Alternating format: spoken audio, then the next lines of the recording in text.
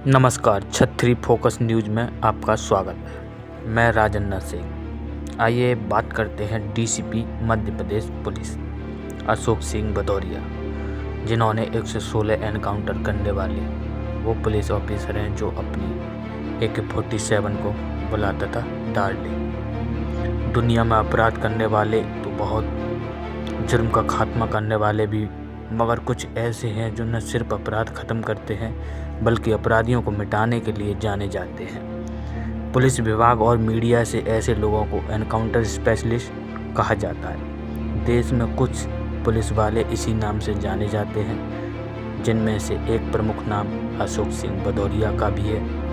अशोक सिंह भदौरिया वो नाम है जिन्होंने डाकुओं का काल भी कहा जाता है। उन्होंने अपनी पुलिस करियर में करीब 116 एनकाउंटर किए। आज भी हम आपको उन्हीं की कहानी बताने जा रहे हैं। जब ग्वालियर के बीहड़ों पर डाकुओं का साम्राज्य था, 80 और 90 का दशक था। डाकुओं का जिक्र के बिना अधूरा है, खास तौर से मध्य प्रदेश, उत्तर प्रदेश और राजस्थान के लिए। यहाँ चंबल के इलाके में उस वक्त डाकुओं का ही साम्राज्य था। ऐसे वक्त में अशोक सिंह भदौरिया की पोस्टिंग मध्य प्रदेश पुलिस में आरक्षक पद पर हुई। जब उनकी पोस्टिंग हुई तो शायद किसी को पता था कि वो एक दिन चंबल के डकैतों का काल बनने वाले हैं, मगर शायद भदौरिया का मन इस बात को जानता था।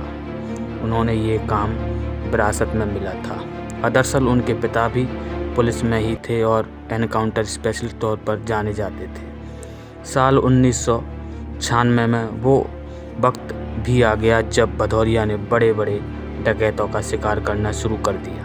इनमें से गडरिया गैंग से लेकर हरी बाबा गैंग और सुधर सिंह गैंग तक के कुख्यात डाकू शामिल थे। अशोक सिंह भदौरिया अपनी AK-47 को बुलाते थे डार्लिंग। अशोक सिंह भदौरिया ने बहुत से डकैतों को मारा। एक इंटरव्यू के दौरान वो बताते हैं कि 116 एनकाउंटर तो उन्हें याद है, मगर उसके बाद भी दिलचस्प बात यह है कि वो भदौरिया ने करीब 100 एनकाउंटर जब एक ही हथियार से किए, वो भी अपनी AK-47, जिसे वो प्यार से डार्लिंग बुलाते थे। भदौरिया ने मुखबिरों का नेटवर्क पूरे जंगल में फैला रखा था।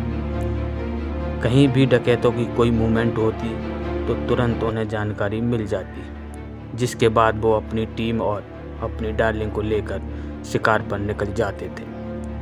सुनने में भले ही रोमांचकारी लगता हो, मगर हकीकत में बेहद खौफनाक और मुश्किल काम था। कई दिनों तक जंगल में भटकते थे। खाने को न 6-7 दिन पुरानी सूखी रोटी होती थी, जिससे लोग गंदा पानी में डुबोकर किसी तरह हलक के नीचे उतारते थे। विवादों से भी रहा रिश्ता।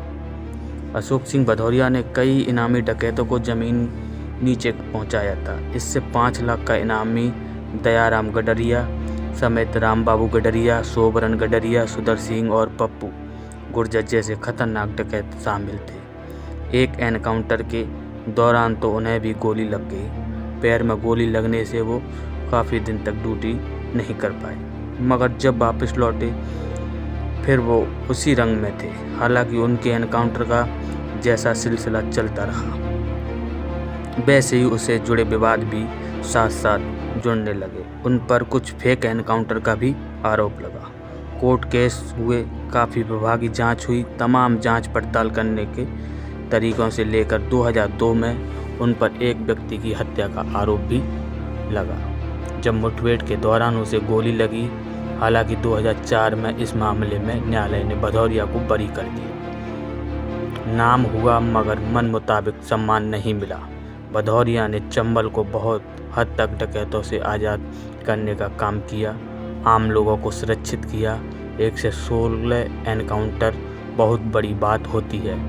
16 बार राष्ट्रपति पदक के लिए नॉमिनेट किया गया, मगर उन्हें एक भी बार अवार्ड नहीं मिला। परिवार को भी यही शिकायत है कि आखिर ऐसे जाबाज पुलिस ऑफिसर को अवार्ड क्यों नहीं दिया गया। यहाँ तक कि उनको प्रमोशन में भी अड़चनें आई। खैर, भदौरिया साल 2008 में DSP पद से रिटायर हो गए। अब वो सामाजिक और राजनीतिक क्षेत्र में सक्रिय हैं। धन्यवाद।